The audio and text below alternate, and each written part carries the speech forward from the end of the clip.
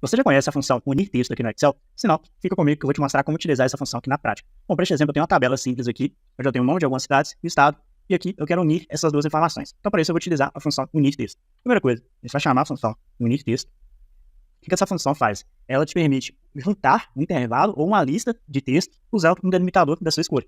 Então, vamos ver na prática aqui. A primeira coisa que essa função vai te pedir é o delimitador. Nesse caso, eu quero unir essas duas informações e colocar um traço para separar essas duas informações.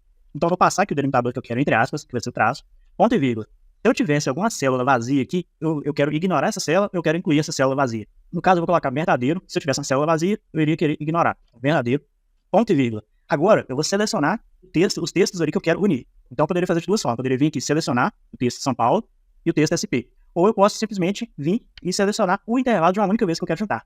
Essa é a grande diferença da função unir texto para a função concatenar. Você pode selecionar o intervalo todo ali de uma única vez. Então, eu fechei parênteses, dei um enter e pronto. Já fez a união que eu quero ali e colocou o delimitador que eu queria.